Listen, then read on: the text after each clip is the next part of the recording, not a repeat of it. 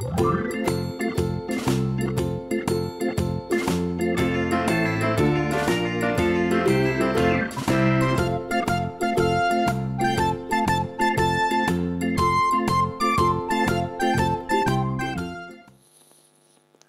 Ladybird Book of Balls.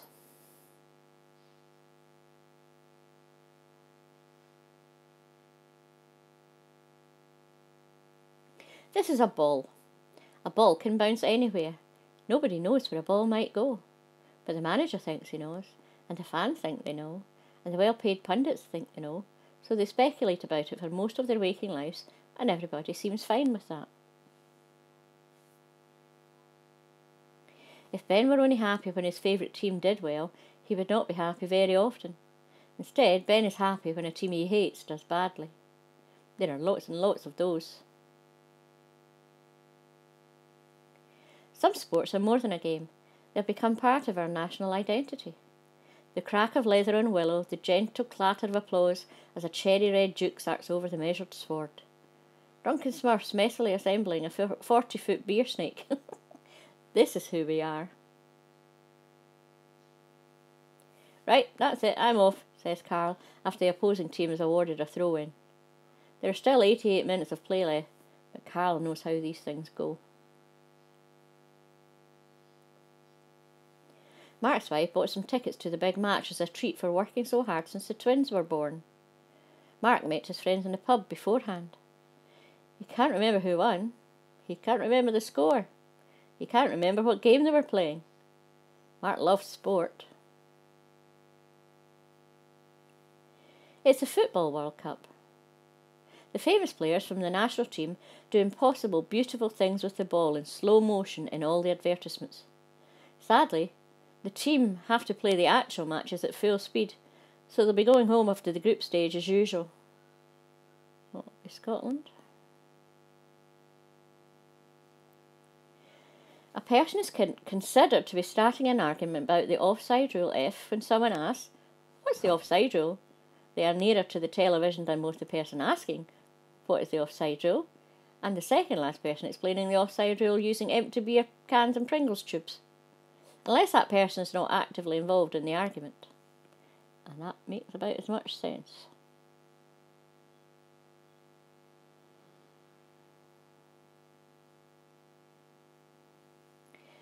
Terry is nearing the end of his prison sentence, so has been allowed out on day release.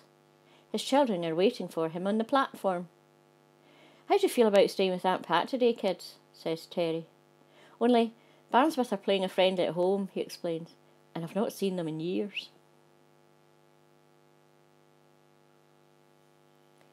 BBC Radio 5 Live has cut away from the coverage of the worst mainland terrorist atrocity in decades because there's an important update from the curling.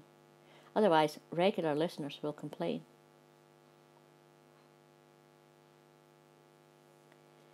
Sometimes when we're angry we want to shout terrible, spiteful things at strangers in the street, but there are laws. We cannot do what we want, even if it makes us feel better. In a stadium, it's different. You can even set your terrible, spiteful things to music.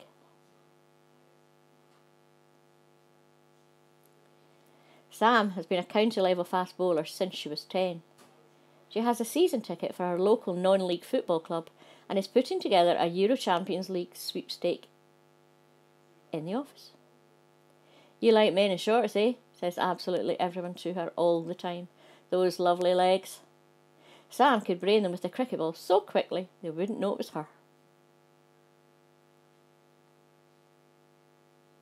Some animals like sport as much as people do, and when they retire, they can play sport for fun.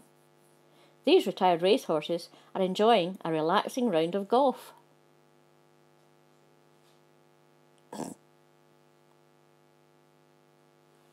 Every year, Jeff buys his team's replica kit, their replica away kit, a premium TV satellite sports package, and a season ticket that costs more than a second-hand car. They usually play so badly that he doesn't stay for the end. "Football is the working man's game," says Jeff. "It's not stuck up. It's not like opera." It is possible to see a world-class opera for around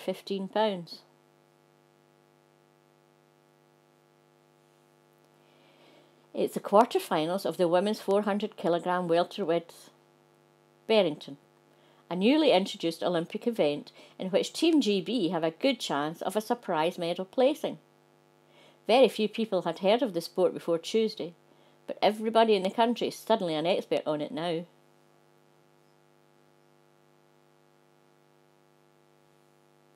Kieran's dad is looking after him for the weekend. "Don't just sit and watch sport and ignore him," says Kieran's mum to Kieran's dad. "He's got homework to do." "It'll be fine," says Kieran's dad. Now he's older, Bobby's realistic. He no longer thinks he could, at a push, come on as a maverick substitution from the stands in the 85th minute and put his team level in a vital cup tie. He's balding and pudgy now, and has to stop for breath climbing from the burger stand to his seat. His fantasies have now moved into management. For his birthday, Michael always asks for the new Winston. He takes the book to his shed at the bottom of the garden and spends his big day looking for mistakes. Then he emails Winston with corrections. "Happy birthday, Michael." The umpire or referee must know all the laws of the game. Otherwise, players may try and take advantage to help themselves or distract their opponents. This team has found loopholes in the umpire's knowledge of recent rulings on both bat size and Slade impressions.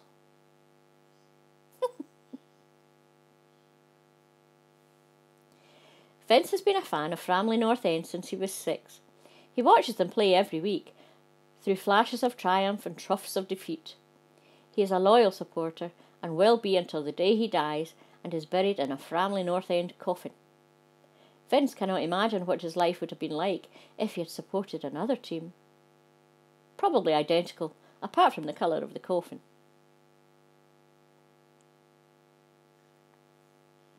Ali's team hate their local rivals.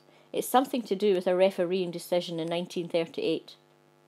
When the plumber comes round to fix her sink, Ali swaps her team badge tooth mug for an unmarked glass in case the plumber is a rival fan.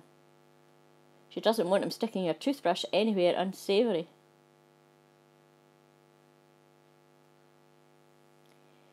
Many players perform special celebrations when they do well. This fly half may have forgotten his kit and been made to do the Six Nations in his vest and pants, but he still celebrates a try by jumping right over the posts.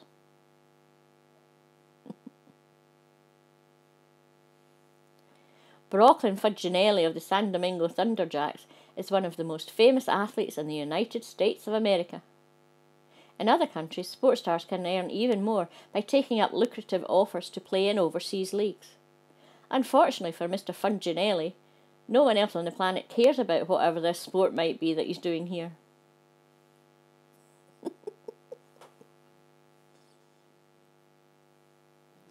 During the First World War, soldiers stopped fighting to play football in no man's land. Hostilities then resumed until the Allies defeated Germany in 1918. Historians agree that had it not ended so decisively, Germany would almost certainly have won the war on penalties. "We have walked many miles," pants Darabont. "Do you have Sky Sports?"